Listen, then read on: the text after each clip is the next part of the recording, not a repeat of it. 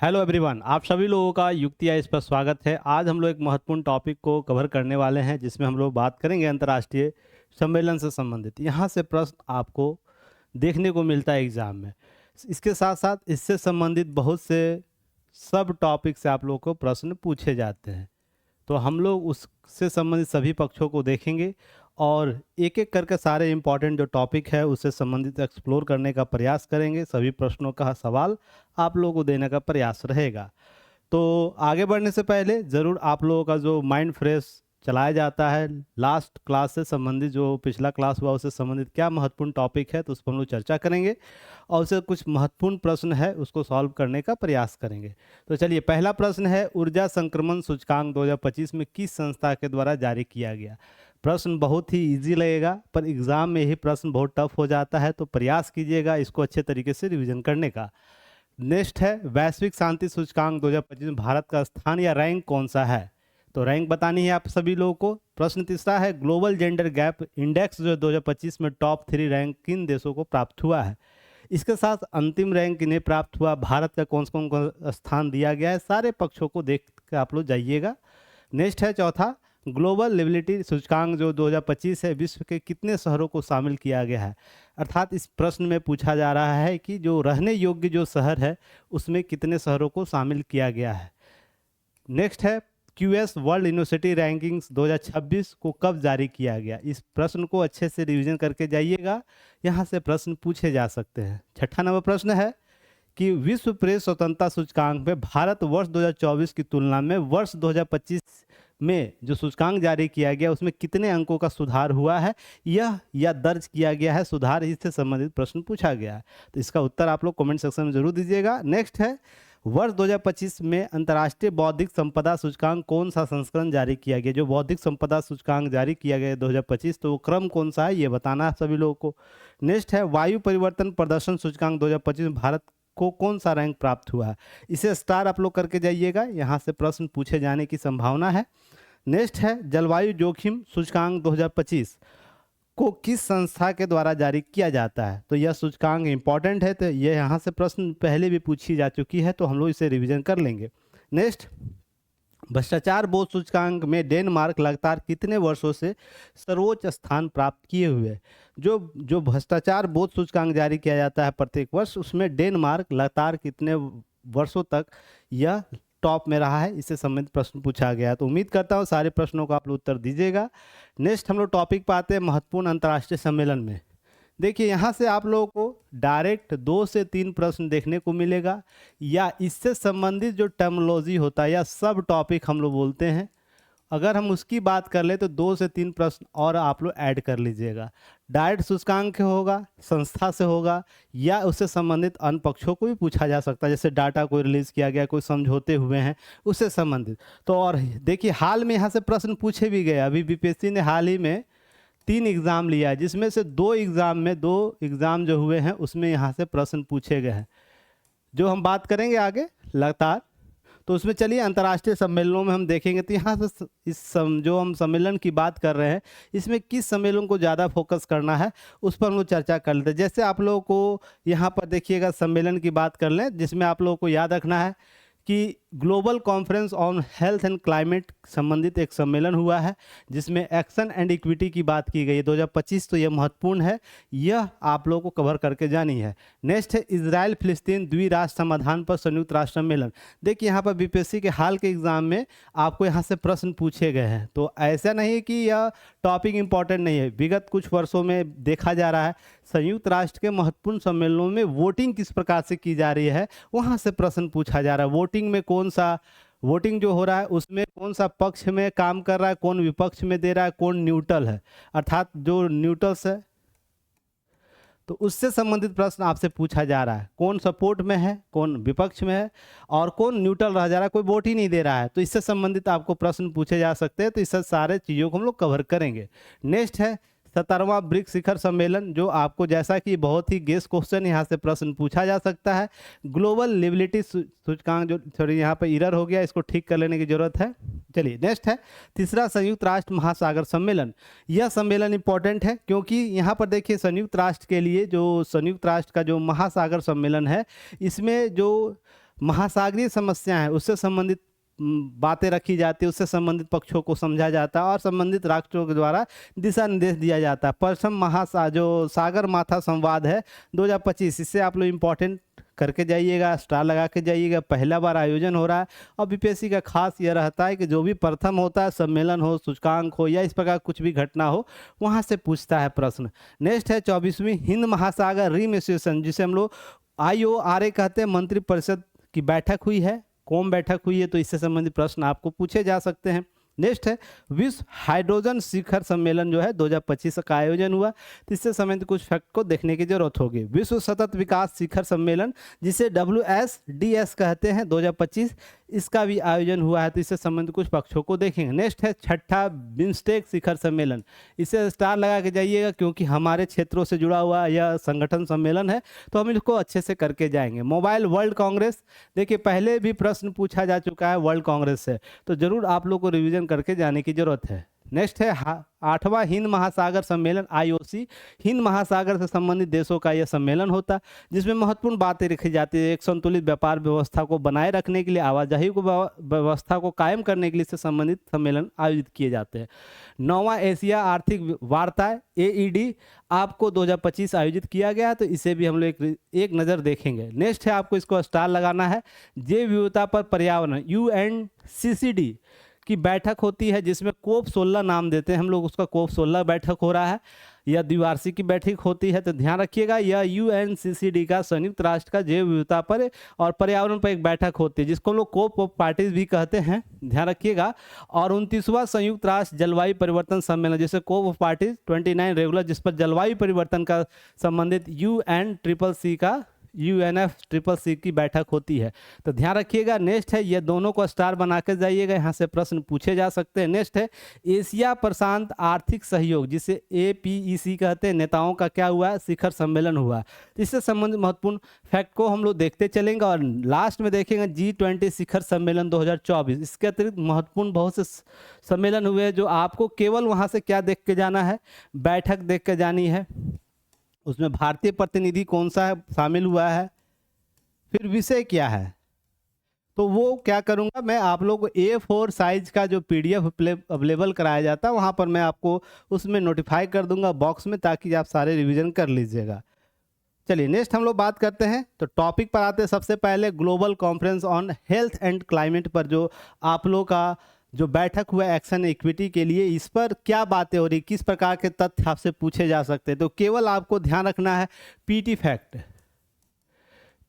Fact को cover करके जानी है। तो चलिए हम लोग देखते हैं। तो सबसे पहले ध्यान रखिएगा यह कब हुआ, तो 29 से 31 जुलाई 2025 को हुआ है।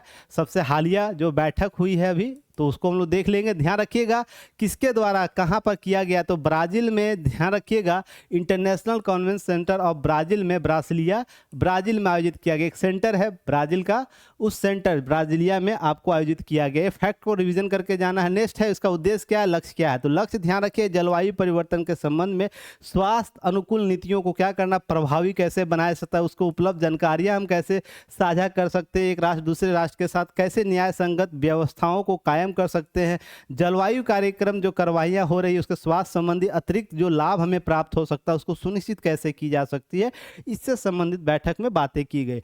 अब यहाँ ध्यान रखिए प्रमुख सिद्धांत कुछ अपनाए गए, जैसे स्वास्थ्य समावेशिता की बात की गई, सहभागिता की बात की गई है, एक सामाजिक सहभागिता की बात की गई है, और ध्यान रखिए स्वास्थ्य समावेशिता का दो प्रकार के कॉन्सेप्ट को अपनाया गया। जो G20 के ध्यान रखिएगा, हम जो COP 30 है उसमें सफल उसके संदर्भ में बातें होंगी, जो आपको G30 आयोजन इस वर्ष होने वाला उसमें इसकी बात की जा रही है, ताकि यहाँ पर जो बातें होंगी हम उस बैठक में इससे संबंधित जो हमारा आउटपुट आएगा उस पर भी हम लोग चर्चा कर लेंगे। नेक्स्ट है आयोजनकर्ता कौन था, ब्राज़ील सरकार, विश्व स्वास्थ्य संगठन है, पैन अमेरिकन हेल्थ ऑर्गेनाइजेशन एक संस्था उसके द्वारा किया गया, alliance for transformative action climate and health ATEC के द्वारा किया गया। ये आपको ध्यान रखना है किसके सम्मेलन किसके निर्देशन में हुआ, ध्यान रखिएगा।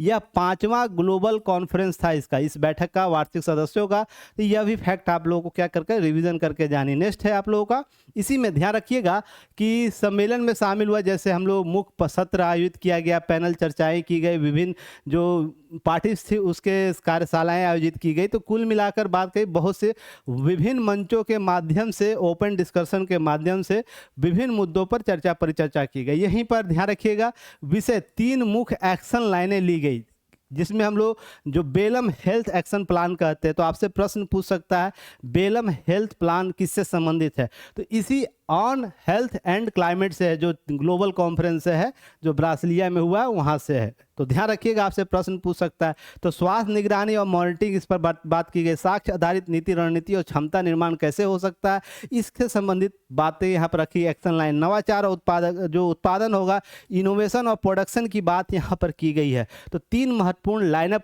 तैयार किया गया, जिसके माध्यम से एक बेहतर हेल्थ और सुविधाएं, पर्यावरण संबंधी उन्मुखता की बात कर पाएंगे।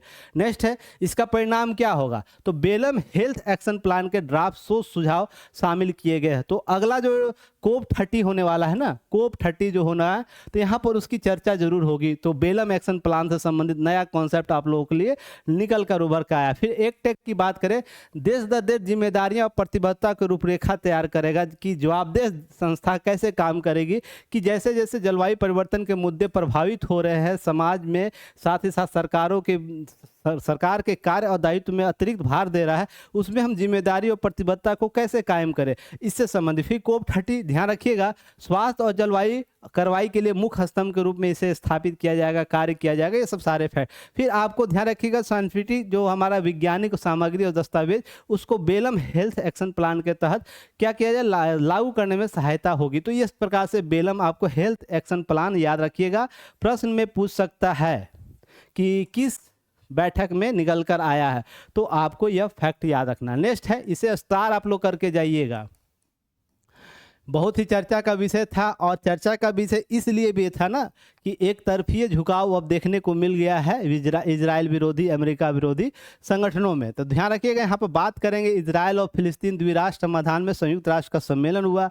तो इस सम्मेलन की बात करते हैं तो सबसे पहले याद रखिए किसके द्वारा फिलिस्तीन के प्रश्न पर शांतिपूर्ण समाधान के लिए विषय पर एक संयुक्त राष्ट्र पर एक ड्राफ्ट लाया जाता है। तो ध्यान रखिएगा, इसको सेनेगल के द्वारा मसौदा लाया जाता है। तो मसौदा प्रस्ताव पर वोटिंग होता है। तो ध्यान रखिएगा 3 दिसंबर 2025 को 193 जो सदस्य महासभा के यूनाइटेड नेशन जनरल असेंबली, जिसमें 193 सदस्य होते हैं, उसमें ध्यान रखिएगा 157 वोट स्वीकार किया गया।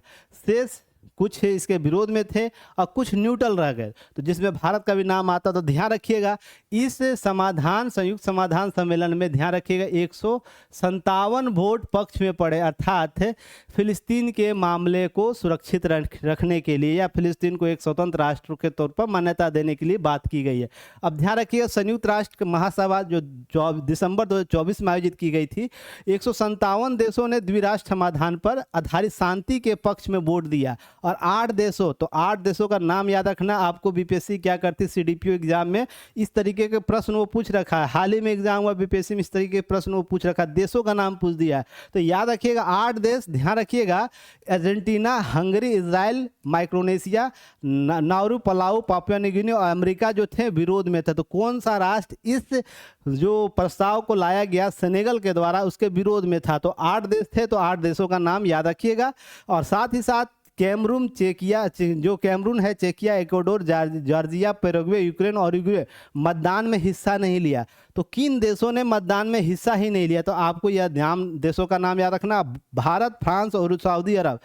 अध्यक्षता में आयोजित संयुक्त राष्ट्र सम्मेलन में भाग लिया, किंतु गठित 8 प्रमुख कार्य समूहों के लिए किसी भी नेतृत्व नहीं किया। देखिए, इस मंच को बनाने के लिए सम्मेलन प्रस्ताव की वार्ता करने के लिए 8 प्रकार के ना कार्य समूहों का गठित किया गया, जिस पर विभिन्न मंचों के माध्यम से इस पर चर्चा होगी। तो उसमें क्या हुआ, भारत उसमें नेतृत्व नहीं किया, ध्यान रखिएगा, सम्मेलन भाग नहीं, नेतृत्व नहीं किया। पर उसके लिए ध्यान रखिए 3 राष्ट्रों का एक गठन बना था, जिसमें फ्रांस था शामिल, सऊदी अरब था और भारत था।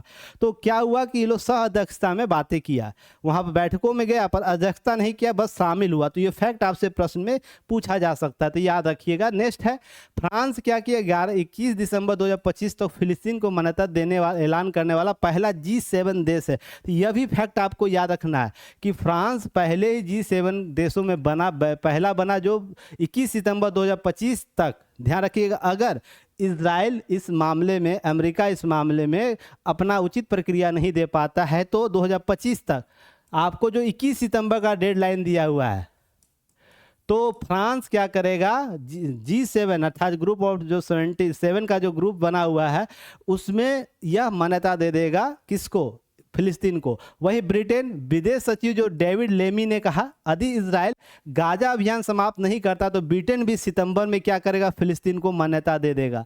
तो ये दोनों देश हो गया। सम्मेलन के अंत में न्यूयॉर्क की घोषणा आता है जो 25 पृष्ठों का आता है, ध्यान रखिए, जिसमें सभी सदस्य देशों ने फिलिस्तीन राज्य को, ध्यान रखिएगा, मान्यता देने की आह्वान किया है। तो यह भी फैक्ट आपको तो यहाँ से पूछ सकता है, न्यूयॉर्क घोषणा जो आया है यूएन सभा से, तो उसमें किसने 25 पृष्ठों का जो आया घोषणा पत्र, उसमें किस देश को मान्यता देने की बात करता है, फिलिस्तीन को, इजराइल को, या दोनों को अलग? इस प्रकार से ऑप्शन बना के प्रश्न पूछा जा सकता, तो आपको याद रखना है।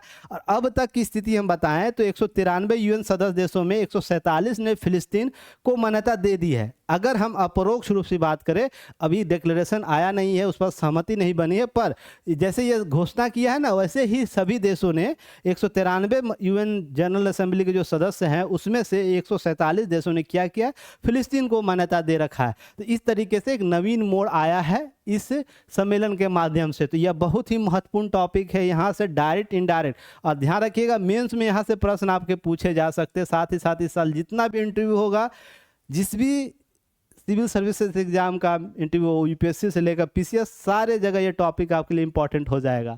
अब ध्यान रखिए, अंतर्राष्ट्रीय जनमत की बात करें तो कुल मिलाकर हम देखिए यहाँ पर 3 चीज़ें, गाजा, वेस्ट बैंक और गोल्डन हाइट जो है, यही तीनों विवाद का कारण है, जिसमें सबसे ज़्यादा इंपॉर्टेंट गाजा और वेस्ट बैंक को लेकर होता है। तो यहाँ पर कुल मिलाकर क्या बोल रहा है अंतर्राष्ट्रीय जनमत में, यूरोपीय संघ, अरब लीग और अफ्रीकी संघ सभी द्विराष्ट्र समाधान का प्रबल समर्थक है। यूरोपीय संघ के जितने देश हैं वो, साथ ही साथ अरब लीग के जो देश हैं वो, और साथ ही साथ आपको अफ्रीकी संघ के, तो ये सब देशों का संगठन है वो क्या कर रहा है, द्विराष्ट्र समाधान की बात करता है। फिर अमेरिका आधिकारियों के रूप में समाधान का समर्थन करता है, परंतु हाल के वर्षों में उसके कदम इजराइल के पक्ष में अधिक दिख रहा है।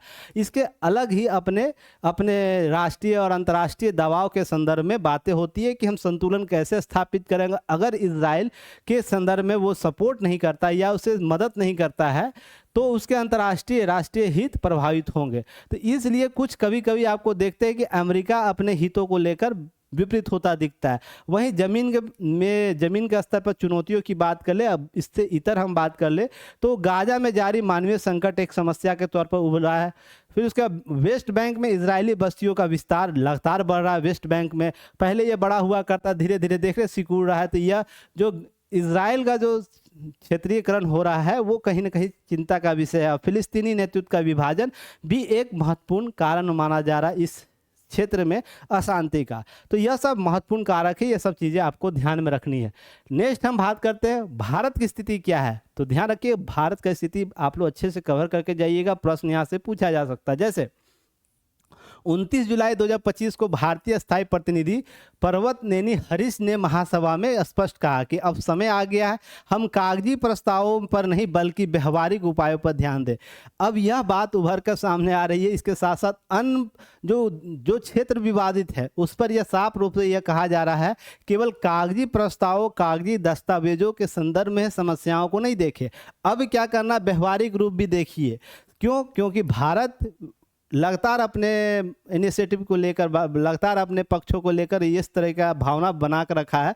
हम वसुधैव कुटुंबकम के संदर्भ में काम करना चाहते हैं। तो वसुधैव कुटुंबकम में यह समस्या एक है कि हम क्षेत्र को लेकर विवाद क्रिएट नहीं कर सकते। तो जैसे ही भारत ये बात बोलता है, इसके साथ जम्मू कश्मीर का जो विवाद है, जो पाकिस्तान द्वारा अधिकृत क्षेत्र है, जो अब लद्दाख में चला गया जब से इसका क्षेत्र विभाजन हुआ है, तो यह मामला एक समझिएगा कि भारत उसी अपरोक्ष रूप से उसका भी समर्थन करने की बात कर दिया।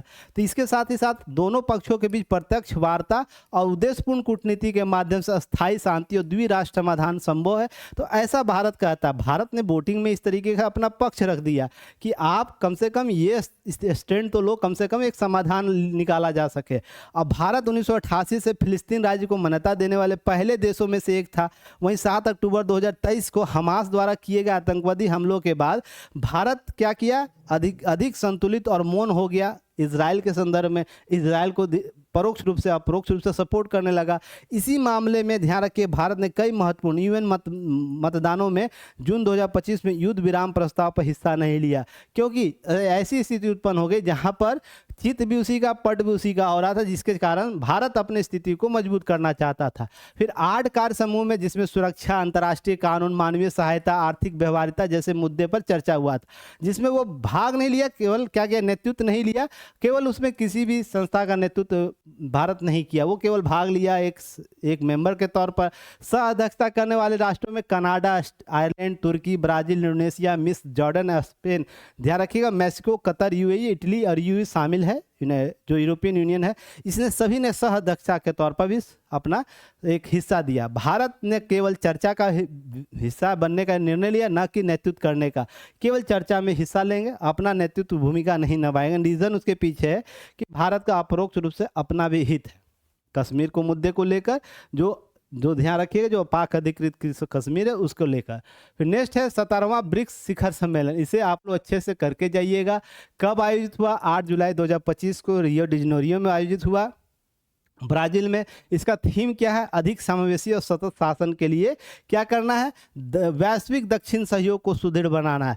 आपको पता होगा विश्व 2 रूप से बटा हुआ है, जहां पर हम बात करते हैं एक उत्तर की तरफ उत्तर विश्व, एक दक्षिण विश्व।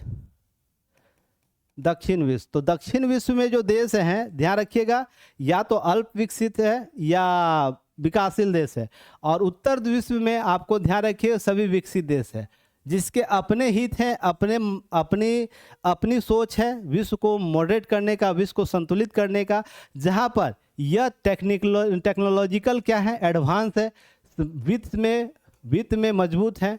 तो क्या होता है, इन क्षेत्रों पर वो शोषण करते, किस रूप से बहुत से तरीके हैं, यंत्र है, डीप स्टेट थ्योरी काम करता है। तो जिसके कारण यह क्या कर रहा, अब जब से G20 सम्मेलन भारत के पक्ष से होकर गया है, तो वहाँ पर इस क्षेत्र की बात लगातार उठने लगी है। तो इसी में ध्यान रखिएगा वैश्विक दक्षिण सहयोग को सुदृढ़ बनाना, जो भारत G20 के सम्मेलन पर आपको कर रखा है। तो इसी संदर्भ में आपको ये सब सारे चीज़ें, भारत की भूमिका, प्रधानमंत्री की उपस्थिति हुआ, रियो डी जेनेरियो घोषणा पत्र हुआ, उस पर हस्ताक्षर हुआ, ये सब फैक्ट याद करके जाने।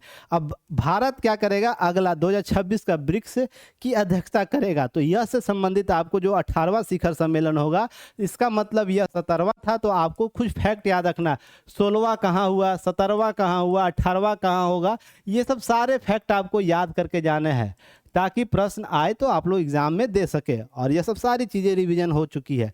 अब ध्यान रखिएगा ब्रिक्स का विस्तार एक नया कॉन्सेप्ट, जिसके माध्यम से हम G7 से तुलना करते हैं, ब्रिक्स के करते हैं, और जो नया मेंबर बना ब्रिक्स प्लस, वो किस प्रकार से धारणा देता है। कुल मिलाकर हम जब बात करते हैं, ब्रिक्स लगातार विस्तार कर रहा है। जहाँ पर हम नए सदस्यों में इंडोनेशिया 25 में आया, ब्रिक्स अब तक 11 सदस्य हो चुके हैं, जिसमें उसके फाउंडर मेंबर जो हैं, जैसे ब्राज़ील, रूस, भारत और चीन, जो बाद में फिर आपको दक्षिण अफ्रीका जुड़ता है।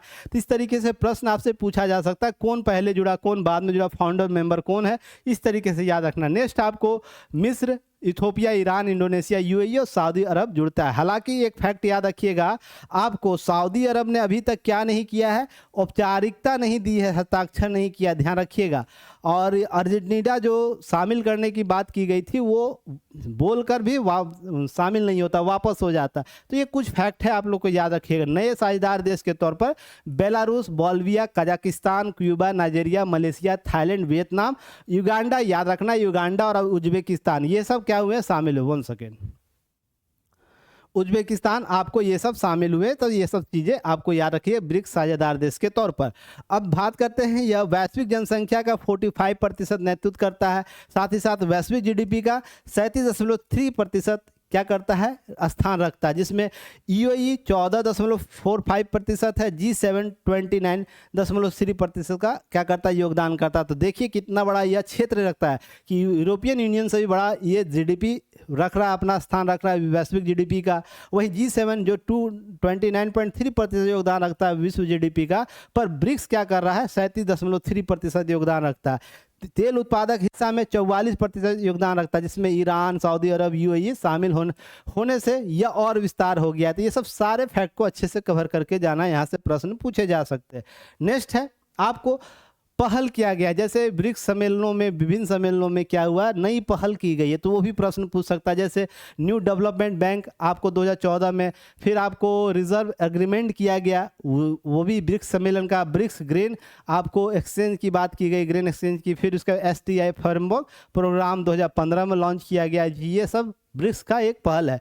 इसके अतिरिक्त यह चार्ट को आप लोग जो बना के दिया गया, इसको रट के जाइएगा। यहाँ से आपको ब्रिक्स से संबंधित अगर संगठन कब सम्मेलन हुआ, कौन सा क्रम है, किस शहर में हुआ, अगर पूछा तो इसी चार्ट से होगा। तो आपको एक बार रिवीजन कर लेना है। जैसे पहला कब हुआ था, 2009 में रूस के येकातेरिनबर्ग में हुआ था, तो ये फैक्ट याद करके जाना है। उसके बाद सीधा याद करना भारत कब कब किया। भारत चौथा, 8वां, 13वां किया, और उसके बाद 18वां करेगा, क्योंकि रोटेशनल बाई आपको होता है। जो ब्रिक्स का सम्मेलन है, ब्रिक्स का सम्मेलन रोटेशनल बाई होता है, ठीक है ना। तो ये फैक्ट याद रखिएगा। तो अब क्या हुआ, चौथा, 8वां, 13वां, 18वां याद रखिएगा, भारत किया है। अगर चौथा की बात करें, सबसे पहले 2012 में, 2016 में, 2021 में और 2025 में करेगा। तो ये फैक्ट याद रखिएगा सारे चीज़ों को। कहाँ हुआ, नई दिल्ली में, पहला हुआ नई दिल्ली में, फिर उसके बाद आपको गोवा में हुआ है दूसरा, और तीसरा नई दिल्ली में वर्चुअल हुआ है। तो आपसे एक फैक्ट पूछ सकता है यहाँ पर, ब्रिक्स सम्मेलन अभी तक कितने वर्चुअल सम्मेलन हो चुके। तो 3 वर्चुअल सम्मेलन हुए थे जो कोविड के दौरान हुआ है। 2000 आपको 12, 13, 14 याद रखिएगा। 2020, 21, 22 जो रूस, चीन और भारत में हुआ था वर्चुअल सम्मेलन, मॉस्को रूस में जो आयोजित हुआ था, फिर चीन में बीजिंग में जो वर्चुअल रूप से हुआ था, आपको लाइव टेलीकास्ट के माध्यम से किया गया था। ये फैक्ट याद रखिए, कोई भौतिक रूप से नहीं पहुंचा था। इस प्रकार से प्रश्न पूछ सकता है। अब एक प्रश्न पूछ सकता है आप लोग से कि सर्वाधिक, सबसे ज्यादा अभी तक कौन सम्मेलन में क्या किया है, भाग लिया है, सॉरी अध्यक्षता किया है।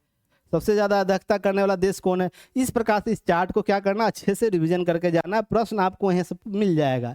इस प्रकार के कुछ प्रश्न आपसे बनाए जाते हैं। तो नेक्स्ट है तीसरा संयुक्त राष्ट्र महासागर सम्मेलन UNOC3 2025। यह महत्वपूर्ण इसलिए है कि देखिए, नीस फ्रांस में आयोजित किया जाता है। फ्रांस और कोस्टारिका के द्वारा संयुक्त रूप से होता है। अब यह ध्यान रखिएगा, इसकी घोषणा में हमारा महासागर हमारा भविष्य त्वरित कार्रवाई के लिए एकजुट, हमारा भविष्य बोला जा रहा है, हमारा महासागर हमारा भविष्य। तो महासागर में विभिन्न देशों में जहाँ जहाँ महासागरीय क्षेत्र है, वहाँ पर विवाद के अनेक मुद्दे हैं। डीप सी की बात कर ले, उसके शोधन की बात कर ले, आवागमन की बात कर ले, मिलिट्री एक्सरसाइज की बात कर ले, तो जितने भी हैं वहाँ पर विवाद के कारण है। ग्लोबल चाइना की बात कर ले, जिसमें वो साउथ चाइना का कॉन्सेप्ट देता है, तो ध्यान रखिएगा सी की, तो वहाँ भी आपको प्रॉब्लम होता है। उद्देश्य इसका है महासागर संरक्षण, वैश्विक एकता को बढ़ावा देना और एक समृद्ध दृष्टिकोण को क्या करना, विकसित करना है या उसको अपनाने की बात करता है। वहीं ध्यान रखिएगा मुख्य परिणाम इसका क्या हुआ कि वैश्विक महासागर शासन की बात किया, जलवायु परिवर्तन, महासागर का अम्लीकरण हो रहा है उसको कम करने की बात करता है, प्लास्टिक प्रदूषण समुद्र का जो हो रहा है उसको कम करने की बात कर रहा है। 95 देशों ने इसका समर्थन किया। वहीं सतत महासागर आधारित अर्थव्यवस्था, जिसमें लोग SIDS और LDS कहते के लिए सतत महासागर योजनाओं को ब्लू इकोनॉमी पर जोर देने की बात की है, ताकि हम समुद्र को बेहतर एक शोधन के तौर पर हम उपयोग कर सके, पर उसके साथ साथ जलवायु परिवर्तन के भी मुद्दों को समझ सके। फिर स्वदेशी ज्ञान और वैज्ञानिक सहयोग की बात की गई। तो इस तरीके से इस सम्मेलन में इतने मुद्दे थे जिस पर चर्चा परिचर्चा होता है। नेक्स्ट आपको यहाँ पे याद रखना है कि इस सम्मेलन में ध्यान रखिएगा, यूरोपीय आयोग महासागर संरक्षण मत्स्य हेतु कितना 1 बिलियन यूरो निवेश करने की बात करता है। तो इस तरीके से महासागर क्षेत्र में बेहतर विकल्प हमें मिले, बेहतर अभिशासन प्राप्त हो, तो इसके लिए यह व्यवस्था की गई। फ्रेंच पॉलिनेशिया, इस कॉन्सेप्ट को याद करके जाइएगा, इसके लोकेशन को देख कर जाइएगा, हो सकता है यहाँ से प्रश्न पूछ दे। विश्व का सबसे बड़ा समुद्री संरक्षित क्षेत्र है जो 5 मिलियन किलोमीटर स्क्वायर क्षेत्र में। ये कहाँ है, तो ये ऑस्ट्रेलिया का मैप देख रहे हैं, इसके पूर्व में, सुदूर पूर्व में जो हमारा है वो आपको यह जो आपको फ्रेंच पॉलिनेशिया जो फ्रांस के अधीनस्थ क्षेत्र के तौर पर जाना जाता है। ध्यान रखिएगा यह क्षेत्र आपको यह कहलाता है जो आपको कितना है 5 मिलियन किलोमीटर स्क्वायर क्षेत्र में संरक्षित किया गया। विश्व का सबसे बड़ा जो समुद्री संरक्षित क्षेत्र घोषित हुआ है, तो यह भी फैक्ट याद करके जाना। स्पेन 5 नए समुद्री संरक्षित क्षेत्र घोषित किया है। साथ ही साथ याद रखें इंडोनेशिया ने, विश्व बैंक ने कोरल बॉन्ड के माध्यम से प्रवाल संरक्षण की भी बात की है जो पहले से भी चला आ रहा है। तो इंडोनेशिया ने फिर से इस पर चर्चा की है। पनामा कनाडा गठबंधन जो 37 देशों के साथ समुद्री जीवन के ध्वनि प्रदूषण से बचाने की एक पहल है, उस पर भी इस पर चर्चा हुई थी। इस प्रकार से कुछ फैक्ट है जिसको आप लोगों को जरूर रिवीजन करके जाना है। क्लियर है? चलिए नेक्स्ट आते हैं। इसमें कुछ लक्ष्य बताए, जैसे 30x30 लक्ष्य, जिसमें 2030 तक 30% समुद्री क्षेत्रों को संरक्षित करने का लक्ष्य रखा गया है।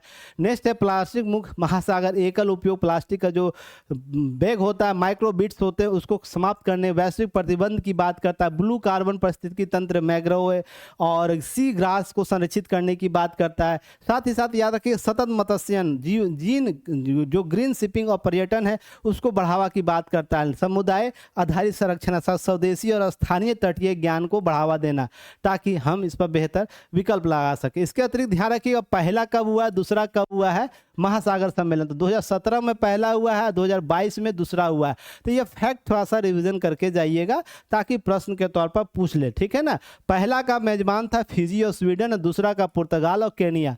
तो इस तरीके से आपको प्रश्न पूछा जा सकता है, तो कुछ अतिरिक्त चीजें रिवीजन करके जाइएगा। नेक्स्ट है प्रथम महासागर में ही ध्यान रखिएगा, प्रथम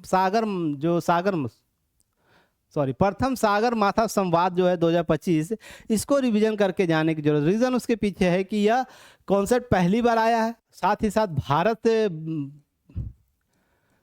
भारत से जुड़ा हुआ मामला देखने को मिल रहा है। यहाँ पर भारत के जैव विविधता से जुड़ा हुआ मामला देखने को मिल रहा है, तो आपको यहाँ से प्रश्न पूछा जा सकता है, तो इसको अच्छे से करके जाने की जरूरत है। जैसे अगर बात करें तो यह 16 से 18 मई 2025 को काठमांडू में आयोजित किया गया। तो यह ध्यान रखिए काठमांडू कहाँ है, नेपाल में। इसका विषय क्या था, जलवायु परिवर्तन, पर्वत और मानवता का भविष्य।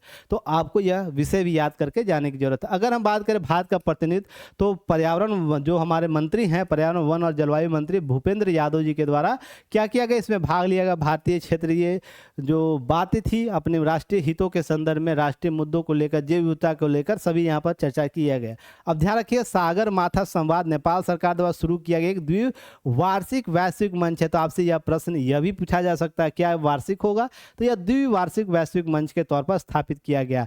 माउंट एवरेस्ट सागर माथा के नाम पर रखा गया, यह फैक्ट याद रखिएगा। उद्देश्य वैश्विक सहयोग प्राप्त करना है, पर्वतीय पारिस्थितिकी को बेहतर करना, जलवायु परिवर्तन और सतत विकास जैसे मुद्दे को क्या करना, बेहतर करना। उसमें जो भी होगा मुद्दे उस पर चर्चा करने की बात करता है।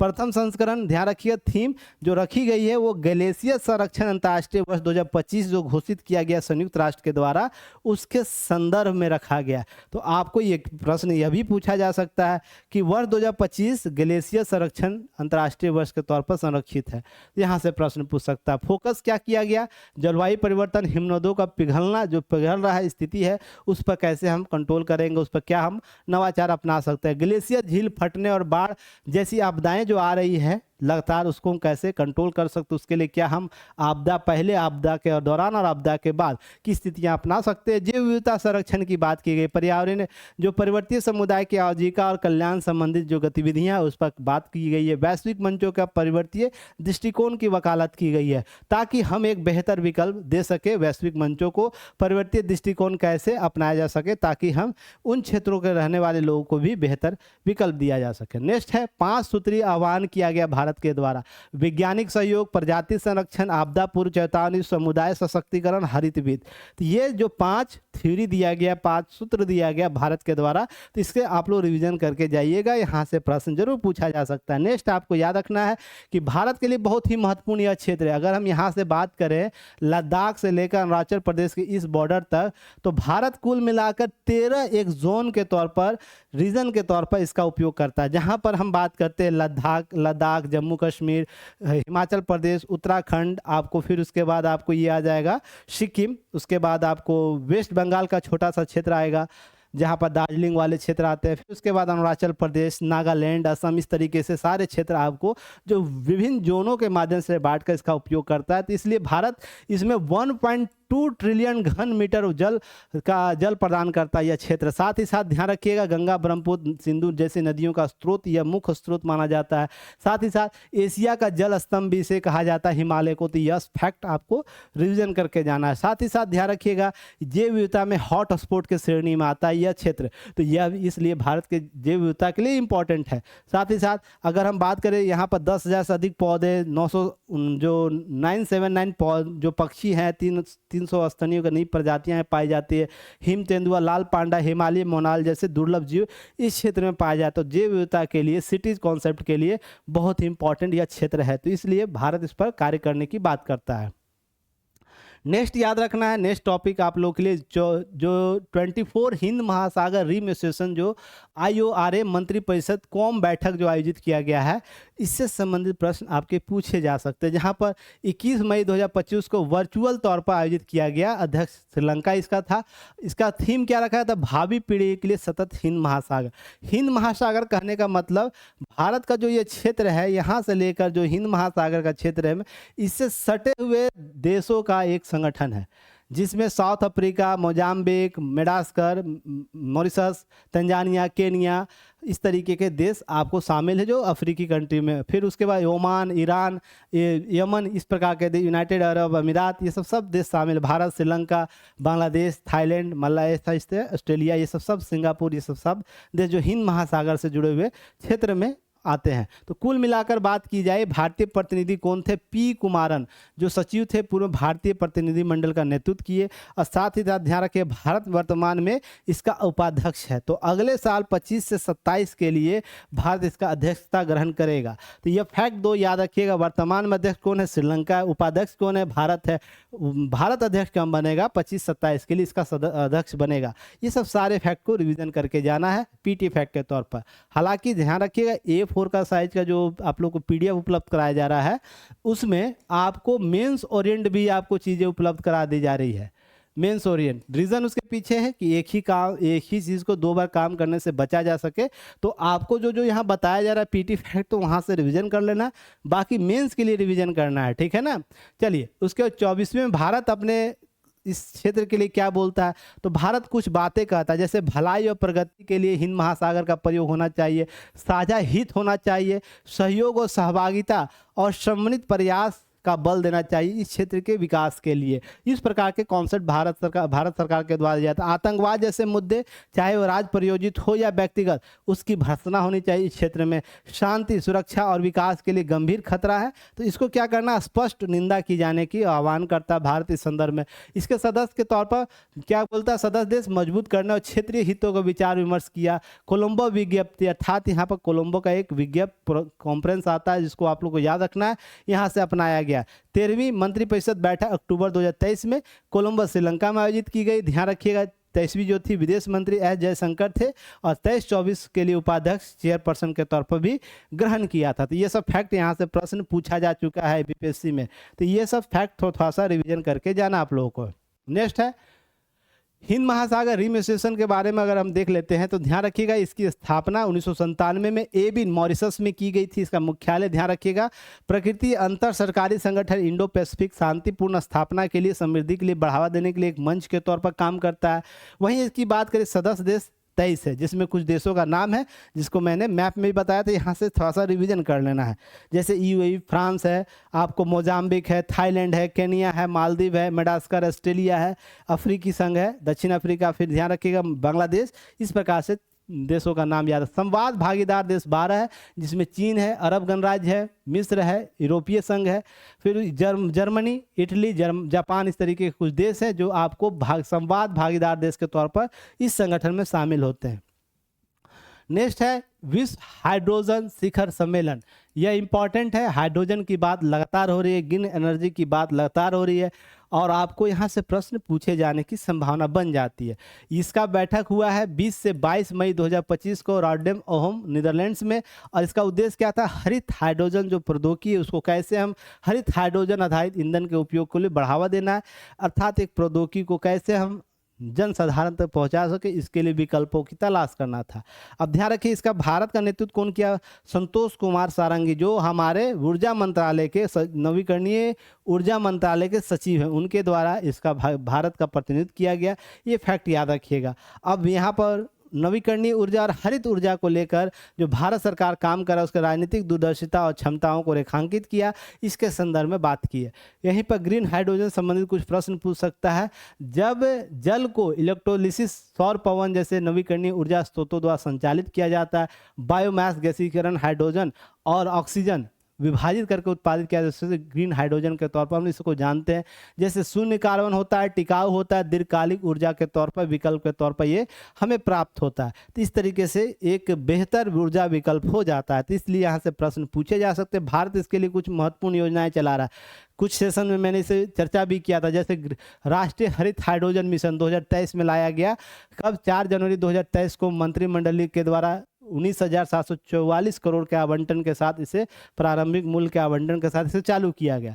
अब ध्यान रखिए, लक्ष्य इसका 2030 तक 5 मिलियन टन वार्षिक उत्पादन क्षमता लाना, प्रति वर्ष 50 MMT CO2 उत्सर्जन को कम करना इसका वार्षिक लक्ष्य है, और 100 बिलियन अमेरिकी डॉलर का निवेश आकर्षित करना इस मिशन का लक्ष्य है। तो यह बहुत ही महत्वपूर्ण लक्ष्य है और लगातार इस पर चर्चा भी होती है। प्रारंभिक आवंटन 2.4 बिलियन अमेरिकी डॉलर के तौर पर आवंटित की गई है। प्रथम चरण आपको 22-23 से लेकर 25-26 तक है। द्वितीय चरण 26-27 से लेकर 29-30 तक। 2 चरणों में से आपको क्या किया जाएगा? कार्य किया जाएगा, जिसमें हम लोग साइड प्रोग्राम के लिए 17,490 करोड़ आवंटित किए, पायलट प्रोजेक्ट के तौर पर 1,466 crore, R&D research and development के लिए 400 करोड़ और अन्य मिशन घटकों के लिए 388 करोड़ आपको आवंटित किए गए, जिसको आप लोगों को रिवीजन करके जाना है। यहाँ से प्रश्न पूछे जा सकते हैं। अगर हम बात करें, जब राष्ट्रीय हरित हाइड्रोजन मिशन में आपको आयोजित तीसरी जब की गई 5 से 7 मार्च 2025 नई दिल्ली में, एक आपको राष्ट्रीय हरित हाइड्रोजन मिशन के तहत आपको वर्ल्ड सस्टेनेबल डेवलपमेंट समिट आयोजित किया गया, जिसमें आपको ध्यान रखें 24वां WSDSC आयोजक the energy and resource institute TERI है, और साथ में मुख्य विषय कौन है? थीम है सतत विकास और जलवायु समाधानों को गति देने के लिए साझेदारी, और टेलीग्राम विशेष आकर्षण टेलीग्राम पत्रिका के माध्यम से विशेष इसका आयोजन किया गया। सब सारे फैक्ट को रिविजन करके जा रहा है। नेक्स्ट है विश्व सतत विकास शिखर सम्मेलन WSD, जिसमें आप लोगों को बात की गई, जो दिल्ली में आयोजित की गई, उसी से संबंधित। इसमें 2001 में इसे स्थापित किया गया। श्रृंखला दशकों के साथ आपको वार्षिक शिखर सम्मेलन, जहां पर 58 राष्ट्राध्यक्षों के द्वारा शामिल किया गया। अब तक ध्यान रखिएगा, 137 मंत्री, 13 नोबेल पुरस्कार विजेता इस मंच पर अपने विचारों का आदान प्रदान कर चुके हैं। तो इस तरीके से क्या हुआ कि बेहतर एक विकल्प सतत विकास को लेकर दिया जा रहा है, जहां पर सतत विकास लक्ष्यों को नवीनतम प्रगति रिपोर्ट के अनुसार जो हमारा 169 है, 17 जो लक्ष्य SDG लक्ष्य है, 17 लक्ष्य के तहत ये 169 उप लक्ष्य बनाया गया है, टारगेट्स बनाए गए हैं।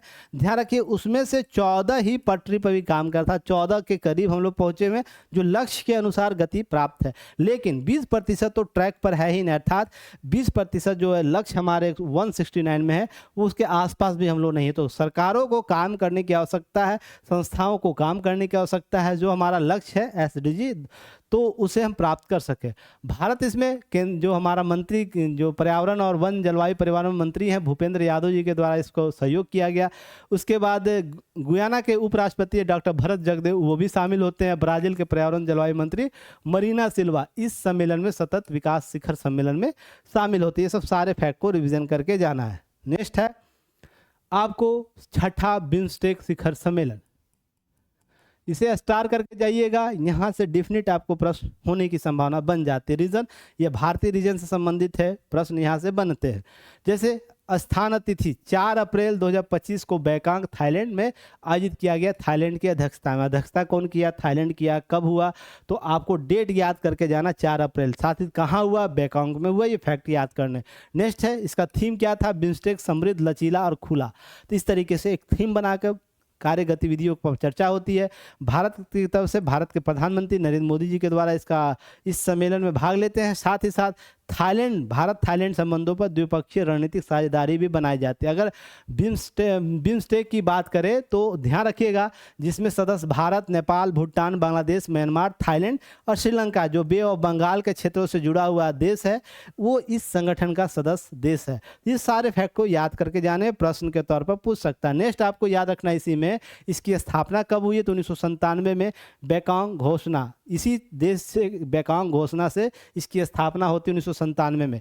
इसका ध्यान रखिएगा, यह लगातार नहीं होता, इसलिए इतना एक्टिव नहीं है। जैसे सार्क के विपरीत इसको क्या किया जाए, पुनः स्थापित किया जा रहा है, तो एक नए मंचों के तौर पर यह प्रश्न पूछा जा सकता है।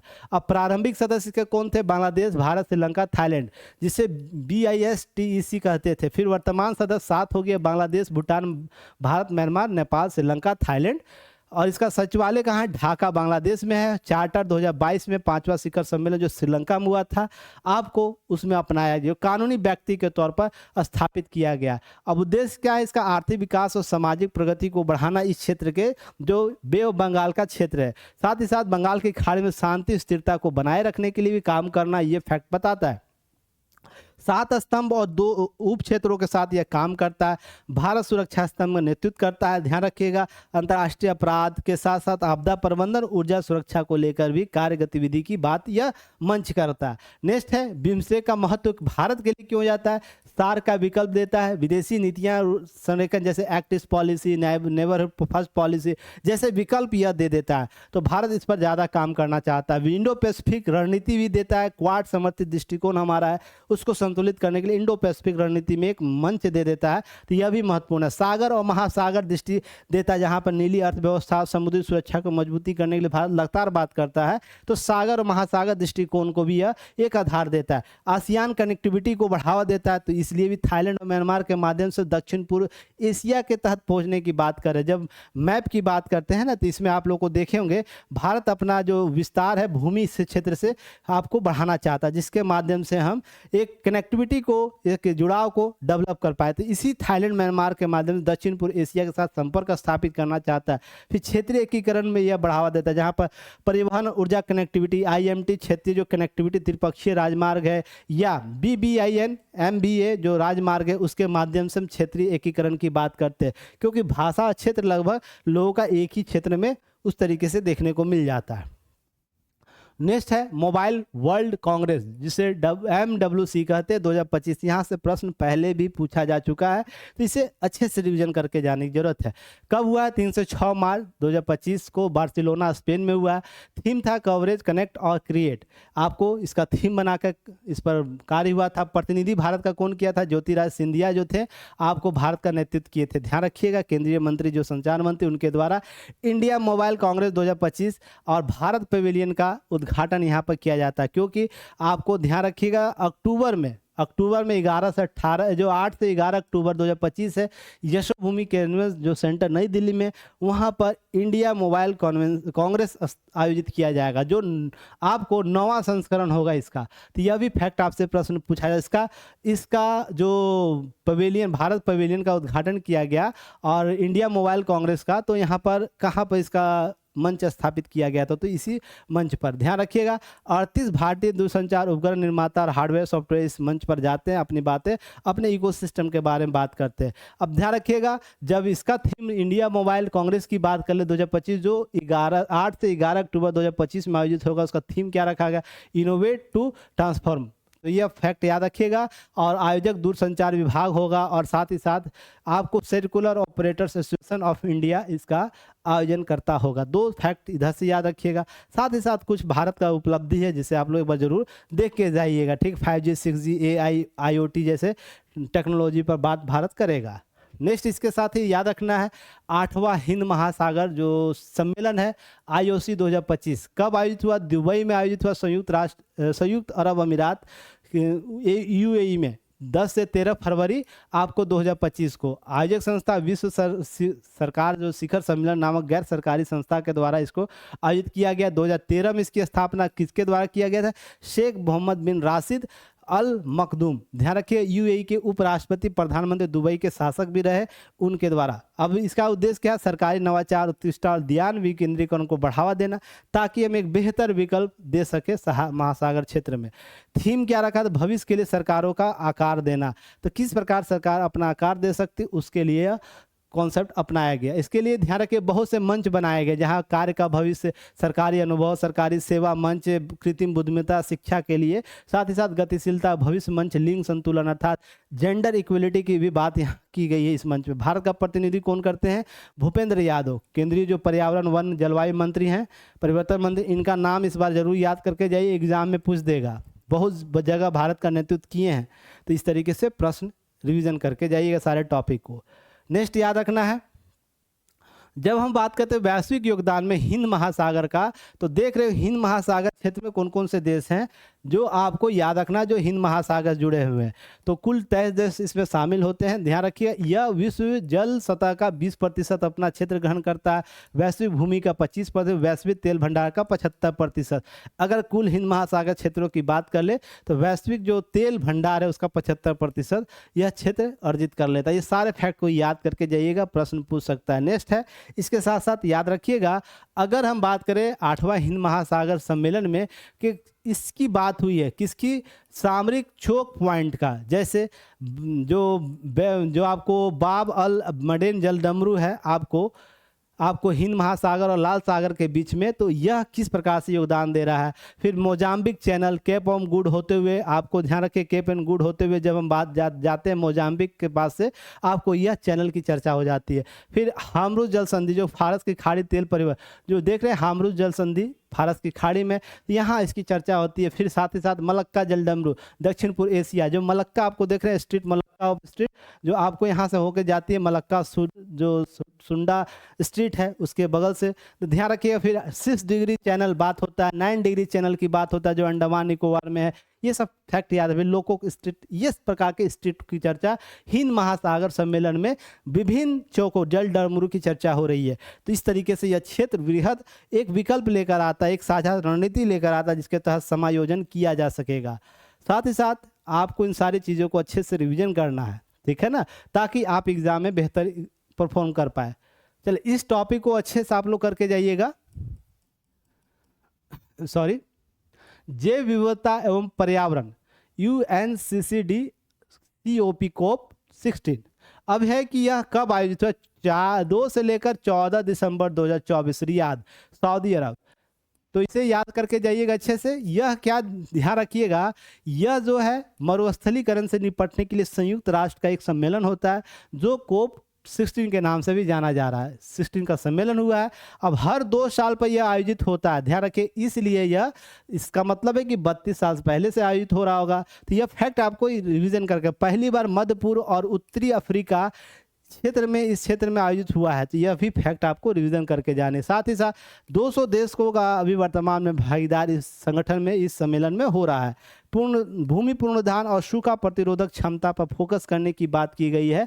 और रियाद आपको सऊदी अरब में आपको 2 से 4 दिसंबर को इसका बैठक हुआ। कुछ करेक्शन करिएगा आप लोग, बहुत से साइट पर यह 2 से 13 दिए हुए हैं, 13 दिसंबर गूगल पर। तो क्या करना, उसको हटा के 2 से 14 दिसंबर ऑफिशियल जो COP 27 का जो बैठक हुआ था उसके द्वारा फोटो रिलीज किया गया था, उस मंच से इसको लाया गया है। तो आप इसी को ऑथराइड मानिएगा। क्लियर है? 2 से 14 दिसंबर 2024 को बैठक आयोजित हुई है।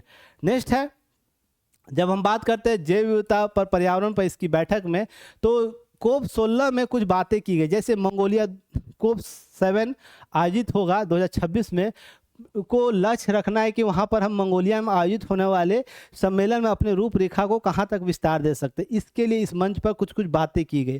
साथ ही साथ याद रखना है, वित्तीय प्रतिज्ञा ली गई कि हम कैसे DLDC जो डिफरेंशिएशन, जो भूमि मरुस्थलीकरण है, और उसके लिए हम कैसे बेहतर विकल्प बना सकते हैं। साथ साथ निपटने के 12 बिलियन USD के विकल्प जो हम तलाश रहे हैं उसको कैसे पूर्ति कर सकते हैं।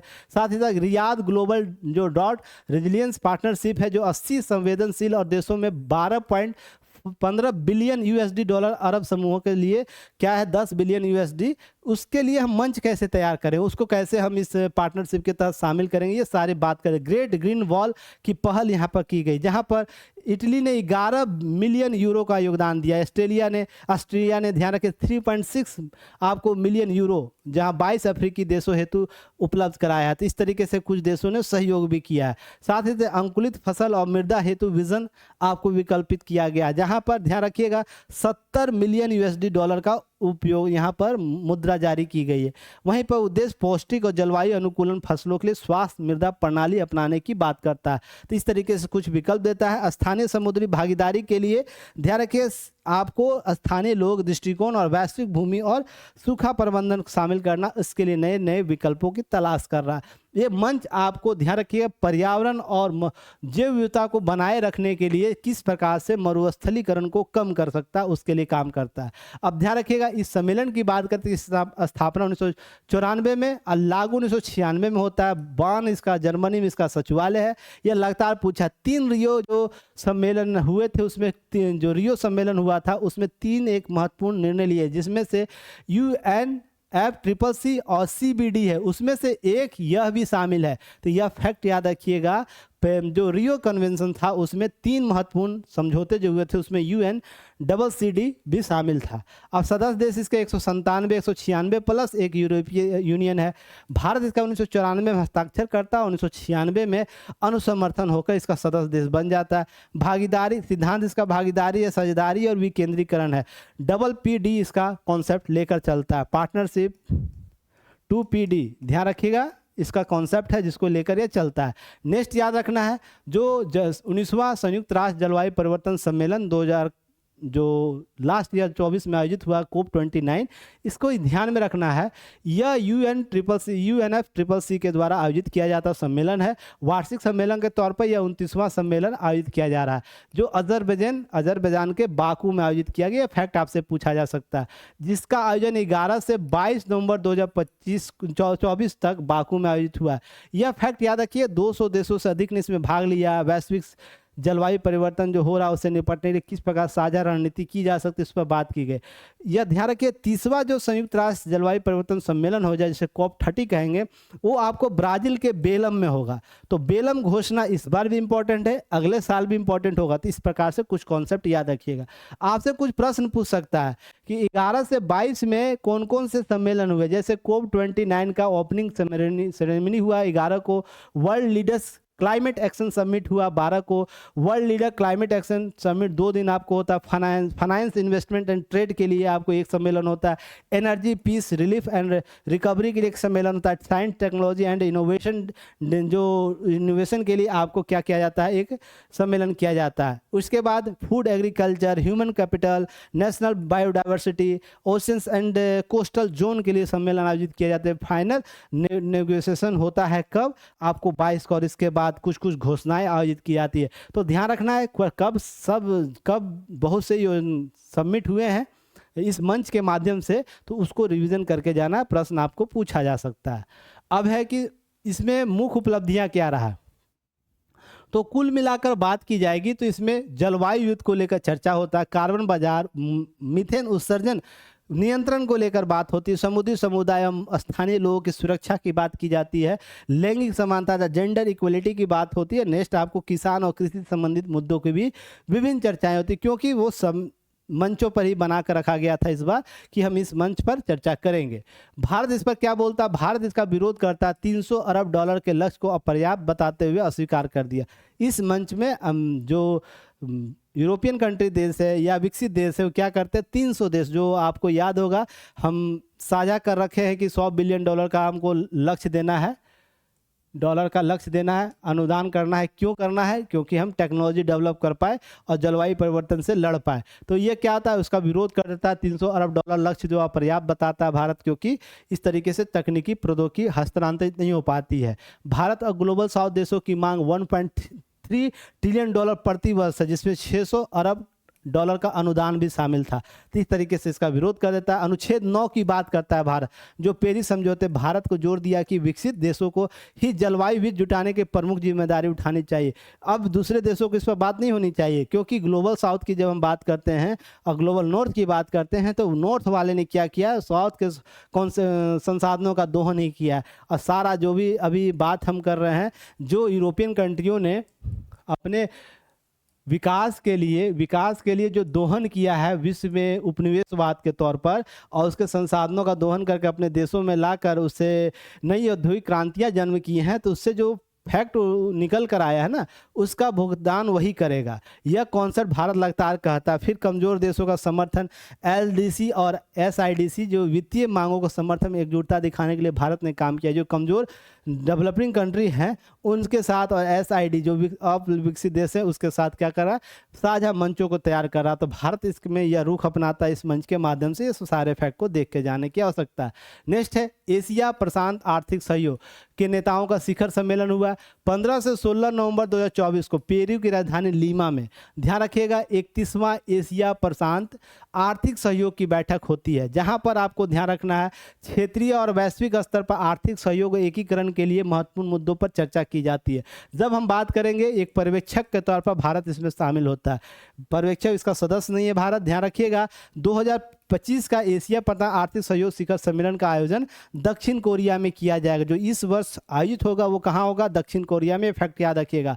जो 24 का हुआ लीमा में आयोजित हुआ है, जो पेरू की राजधानी है। शिखर सम्मेलन मुख्य लक्ष्य जो आपको दक्षिण कोरिया में होगा, ग्वांझू शहर में आयोजित किया जाएगा। ये फैक्ट याद करके जाना है। इस सम्मेलन की थीम जुड़े, नवाचार करें और समृद्ध हो, ऐसा आपको रखा गया है विषय। तो सम्मेलन का थीम रखा गया, तो फैक्ट याद करके जाना है। इसके 3 पर्यवेक्षक देश हैं, जिसमें दक्षिण पूर्व एशियाई देशों के सचिवालय इसमें शामिल होता है पर्यवेक्षक संगठन के तौर पर।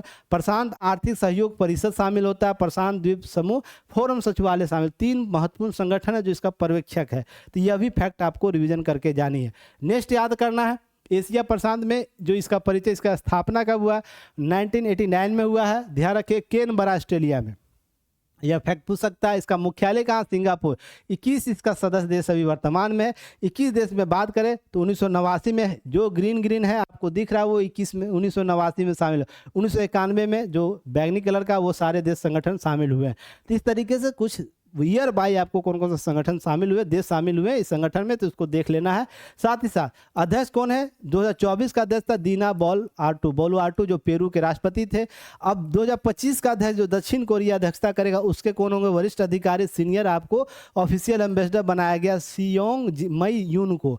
यह फैक्ट रिविजन करके जाइएगा, यहाँ से प्रश्न पूछ सकता है। महानिदेशक 2024 का रेकबा फातिमा जो सांता मारिया मलेशिया की थी वो थी, पर 2025 का कौन महानिदेशक, एंडुआडो पेड्रोसा। तो ध्यान रखिएगा ये सब फैक्ट को रिवीजन करके जाना है। साथ ही साथ वैश्विक जीडीपी में यह संगठन कितना योगदान करता है, 60%, वैश्विक व्यापार में 40% ये देश योगदान करते हैं। ये सब सारे फैक्ट को रिवीजन करके जाना। भारत इसका पर्यवेक्षक देश है, याद रखिएगा। फिर G20 शिखर सम्मेलन आज का अंतिम। G20 शिखर सम्मेलन 2024 की बात करें तो यहाँ पर महत्वपूर्ण पक्षों को क्या है, पीटी फैक्ट के नज़रिए से तो 18 से 19 नवंबर 2024 को संस्करण 19वां था, इसको आयोजित किया गया। इसको याद करके जाना है। कहाँ हुआ, रियो डी जेनेरो ब्राजील में हुआ। ये फैक्ट रिवीजन करके जानी है। एक न्याय संगत विश्व एवं संगठित जो संधानीय ग्रह है, जो हम सस्टेनेबल प्लानिट की बात करते हैं, इसको थीम बनाया गया था। Building A just world and sustainable आपको प्लानिट इसका थीम बनाया गया था। नेक्स्ट है कि ब्राजील के राष्ट्रपति जो हैं लुइस इनासियो लुला दा सिल्वा। याद रखिएगा यह प्रश्न आपको पूछा जा सकता है। भागीदार देश 19 सदस्य देश है, एक यूरोपियन यूनियन और एक नया सदस्य अफ्रीकी संघ बना। कब बना, जब भारत में इसकी अध्यक्षता किया गया था। उसकी अध्यक्षता में यह संघ G20 एक सदस्य मेंबर के तौर पर आता है। फिर पहला अवसर था जब ब्राजील ने G20 शिखर सम्मेलन की मेजबानी की। यह भी फैक्ट याद रखिएगा। मुख्य एजेंडा रखा गया था भूख उन्मूलन कैसे किया जा सके, सामाजिक समावेशन कैसे हो, ऊर्जा परिवर्तन और सतत विकास के लक्ष्य को कैसे प्राप्त किया जा सके, साथ ही साथ वैश्विक शासन संस्थाओं में सुधार कैसे हो, ये सब बात किया है। तो आपसे कुछ प्रश्न पूछा जा सकता है कि एशिया में कौन कौन से देश शामिल है G20 में, अफ्रीकी देशों में कौन कौन शामिल है, दक्षिण अमेरिका है वहाँ पर कौन कौन से देश शामिल है, कौन कौन से देश इस संगठन में शामिल है, और उत्तरी अमेरिका के कौन कौन से देश शामिल है। तो आपको क्या करना है, रिवीजन करके जाने सारे मैप माइंडिंग से।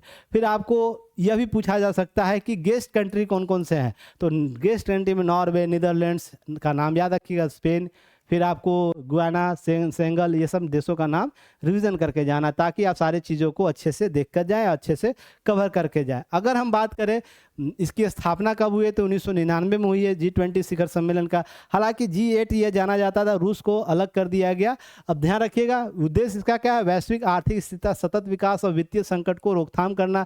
19 देश और यूरोपीय संघ, अफ्रीकी संघ इसका सदस्य देश है। साथ ही साथ यार वार्षिक रोटेशन के प्रणाली, इसका ध्यान रखिए, वार्षिक रोटेशन होता है, इसके आधार पर अल्फाबेटिकल रूप से इसका अध्यक्षता दिया जाता है। ध्यान रखिएगा, ट्राइको 2024 भारत, ब्राजील, दक्षिण अफ्रीका ट्राइको 2024 के तहत इसमें शामिल होते हैं। प्रतिनिधित्व वैश्विक जीडीपी का 85% यह योगदान करता है।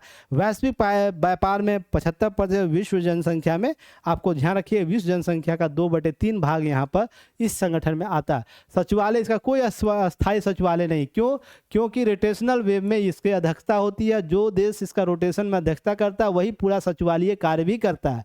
यह फैक्ट याद रखिए। पहला शिखर सम्मेलन 2008 में वाशिंगटन डीसी अमेरिका में, 2023 भारत में नई दिल्ली में आयोजित हुआ था, जिसमें 18वां आपको इसका सम्मेलन था, जिसमें अफ्रीकी संघ को क्या किया गया, अफ्रीकी संघ को, अफ्रीकी यूनियन को इसमें शामिल किया गया। 2025 में दक्षिण अफ्रीका 20वां होगा। ध्यान रखिएगा 2026 कहाँ होगा, संयुक्त राज्य अमेरिका 21वां आयोजन करेगा। तो इस तरीके से कुछ फैक्ट हैं जिसको रिवीजन करके जाने की जरूरत है। इसके अतिरिक्त ध्यान रखिएगा, अगला क्लास हम लोग करेंगे सैन्य अभ्यास का, और इसके बाद हम लोग मंथ वाइज चीज़ों को कवर कर लेंगे 2 से 3 दिन में। उसके बाद हम लोग MCQ पर आ जाएंगे। MCQ जो आपको कवर कराया जाएगा, महत्वपूर्ण 30 MCQ, ताकि आप सारी चीज़ों को रिवीजन कर ले, अच्छे से कवर कर पाए एग्ज़ाम से पहले।